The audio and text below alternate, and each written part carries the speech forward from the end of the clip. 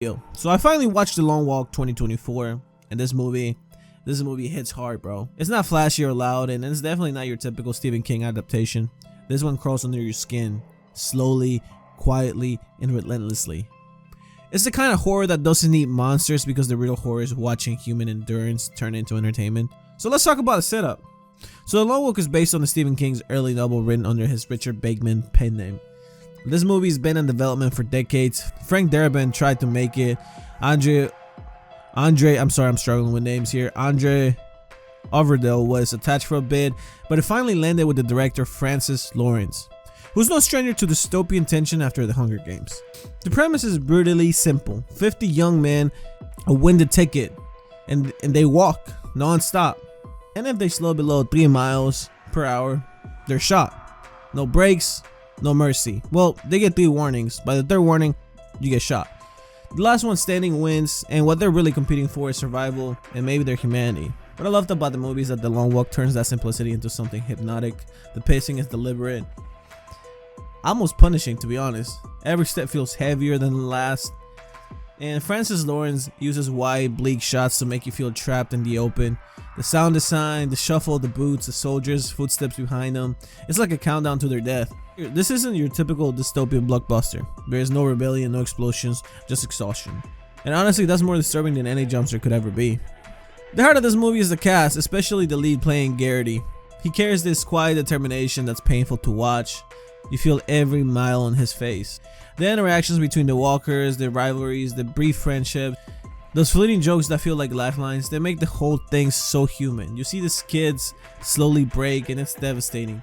So what works in this movie is that the film really succeeds. It captures King's tones, the mix of horror and empathy, where violence feels horrifying and heartbreaking. The cinematography is incredible. Dusty highways drenched in sunset orange, fading into cold blue nights. Each transition feels like another layer of sanity peeling away. And the score? Subtle, but haunting. It's not music you hear, it's music you feel. Low drones that echo the rhythm of the footsteps, like the sounding of life draining away. The movie feels like it's a slow motion nightmare you can't wake up from. Now, this movie isn't really for everyone. It's slow. But that's the kind of point. If you're expecting something like The Hunger Games or The Maze Runner, you're gonna be disappointed.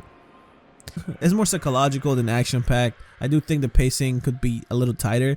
Maybe cut 10-15 minutes. But that oppressive dragging feeling is part of the design. You're meant to feel the exhaustion, just like the walkers. Just like how in some of the ads, I don't know if you guys saw the ads, but in some cinemas they had treadmills and people were forced to walk. Well, not forced to. Well, they were given the option to walk the treadmill as they watch the movie, so they can feel what the actors or the characters in the movie were feeling. In my opinion, this movie isn't just about kids walking until they die. It's about control, conformity, and spectacle. That's why at the end, they're given a wish, and they can wish for anything they want. These boys become symbols, broadcast to society that cheers while they collapse. It's an allegory for how we consume pain. Through media, competition, and even social systems that reward survival over empathy.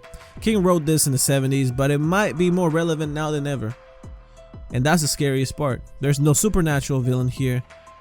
It's the system. It's normalized. It's us. So let's talk about the ending. When Pete and Garrity at the very end, and Pete looks like he can keep going and Garrity doesn't look like he can keep going. I think Pete decided to, since Pete's backstory really explained that he had really nothing going on for his life, that his life had no purpose, but he was happy to be there. Pete kind of went into a suicide mission. He had nothing going for him, no purpose. So when he heard Garrity's purpose, he felt like he would sacrifice himself so Garrity can deliver that purpose to the world and make that statement. So at the very end, Pete decides to take a knee, but by the end, Garrity was more tired, more weak, and he felt that Pete had more to live for. So he went back, he picked up Pete, and he said, let's do this together.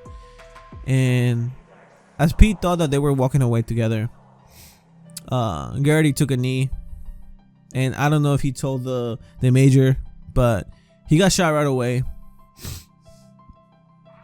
and Pete was destroyed. So his wish was to complete Garrity's statement, which was to get the carbine and kill the Major, because the Major killed Garrity's father for exposing the system. And then the movie ends as Pete walks away.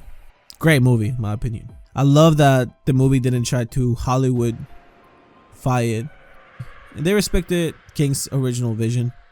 The Long Walk is not an easy watch. It's slow, it's bleak, and it's emotional, but that's why it works. It's a rare kind of horror that doesn't rely on blood or monsters, but on the terror of being in a human world that doesn't care if you live or die. It's poetic, it's haunting, and painfully relevant, and for me it's one of the best Stephen King's adaptations in years. So that's my take on The Long Walk 2024. What do you think? Did it live up to the hype, or was it too slow for you? Let me know in the comments. I read every single one of them, and if you love horror breakdowns and deep dive videos, make sure to leave a like and subscribe and hit that bell so you don't miss my next video, because if you do, the boogeyman's coming to get you.